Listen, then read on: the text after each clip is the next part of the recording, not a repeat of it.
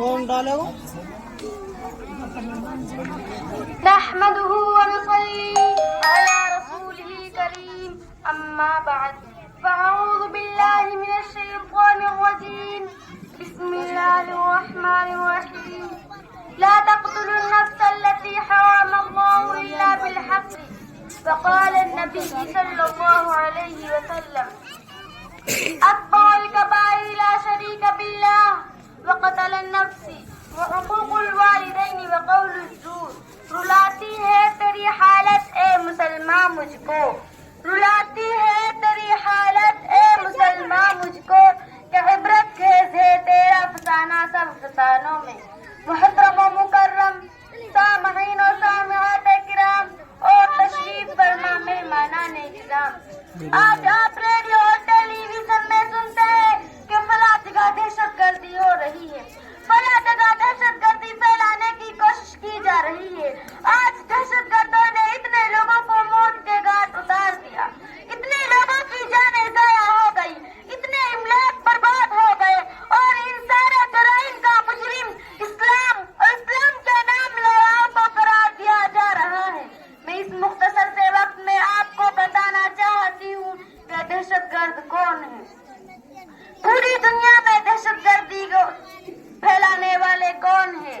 دنیا کے امن و امان اور چین و سکون کو چھیننے والے کون ہیں روئے زمین کے باشندوں کی نیند کس نے حرام کی ہے کیا اس کا ملزم واقعتاً اسلام اور اسلام کے نام لیوا ہے یاد رہے پر وہ کسی کی سوچی سمجھی سازش نہیں ہے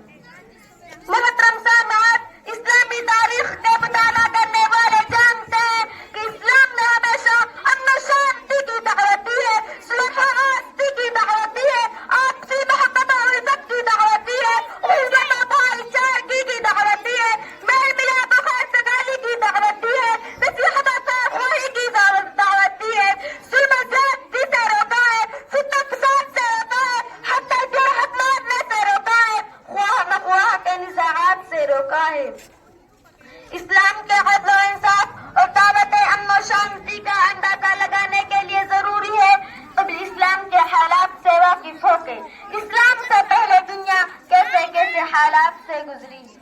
چھٹی صدی عیسوی میں دنیا بڑی آزادی اور بےقراری کے حالات میں اپنے لمحات گزار رہی تھی ہر طرف فتنہ فساد پھیلا ہوا تھا دوسروں پر ظلم و زیادتی کرنے کو اپنی بڑائی کی دلیل سمجھی جاتی دوسروں کا حقوق دبانا ایک قابل فخر کارنامہ سمجھا جاتا ایک بادشاہ کا دوسرے بادشاہ کے ملک میں داخل ہو کر خون خرابہ کرنا ایک قابل قدر کارنامہ سمجھا جاتا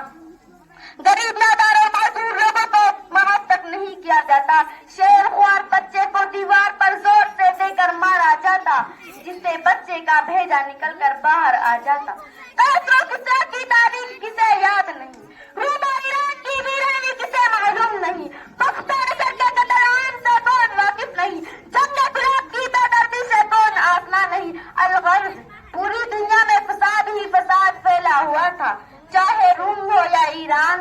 پاکستان ہو یا ہندوستان یورپ ہو یا ایشیا روئے زمین کا کوئی خطہ ایسا تھا جہاں لوگ امن و شانتی کی زندگی بسر کر رہے ہو اسی حالات کو بیان کرتے ہوئے قرآن کریم نے کہا ہے ظہر الفساد فی البر والبحر بما کسبت ایدی الناس ایسے خطرناک اور تاریک ترین حالات میں اسلام کا ظہور ہوتا ہے اور اس مضطرب و پریشان دنیا کو حقوق و انسانی کا پیغام سناتا ہے امن و شانتی کا پیغام سناتا ہے صلح و آستی کا پیغام سناتا ہے اسلام کہتا ہے صلح جنگ سے بہتر ہے چاہے وہ جھک کر ہو صلح حدیبیہ کی تاریخ کسے یاد نہیں مسلمانوں کو کس طرح اثناء سفر راستہ میں روکا گیا قرآن کریم کہتا ہے ناجائز کسی کو قتل کرنا جائز نہیں کسی کے املاک کو ہلاک کرنا جائز نہیں کسی پر ظلم و زیادتی کرنا فساد اور دہشت گردی ہے اور اللہ تعالیٰ فساد اور دہشت گردی کو پسند نہیں کرتا قرآن کریم کی ایک ایک آیت امن کی دعوت دیتی ہے اور دہشت گردی سے روکتی ہے لیکن آج میڈیا کے ذریعے اسلامی تعلیمات کو مسخ کرنے کی کوشش کی گئی اسے دنیا کے سامنے بدنام کیا گیا جو امن و شانتی کا داعی تھا اسے دنیا کے سامنے مجرم بنا کر پیش کیا گیا اور لوگوں کو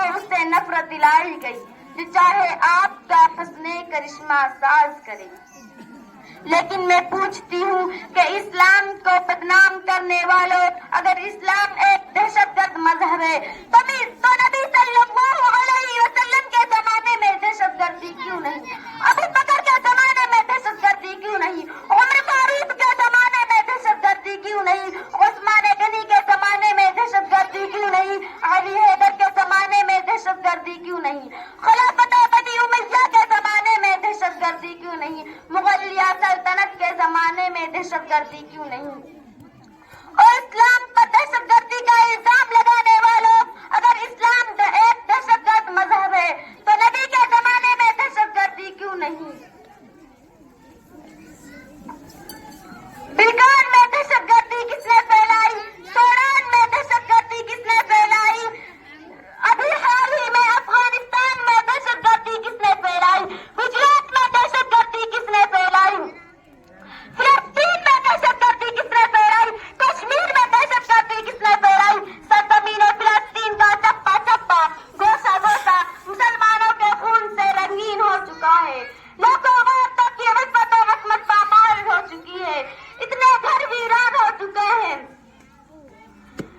مسلمانوں، میں ان درندے یہودیوں سے پوچھنا چاہتی ہوں کہ اے نام نہاد امن قائم کرنے والوں، اگر تم واقعتاً امن قائم کرنا چاہتے ہو تو خود دہشت گردی کو کرنا چھوڑ دو، دوسروں کی ذلت و آبروریزی کرنا چھوڑ دو، دنیا میں امن قائم ہو جائے گا، دنیا سے دہشت گردی کا خاتمہ ہو جائے گا، لوگ امن و شانتی کی زندگی بسر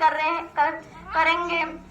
یہی دہشت گردی کے خاتمہ کا اصل علاج ہے۔ اللہ تعالی ہم سب کو اور دنیا کے تمام مسلمانوں کو دہشت گردی سے بچنے کی توفیق عطا فرمائے، آمین۔ وآخر دعوانا ان الحمد للہ رب العالمین۔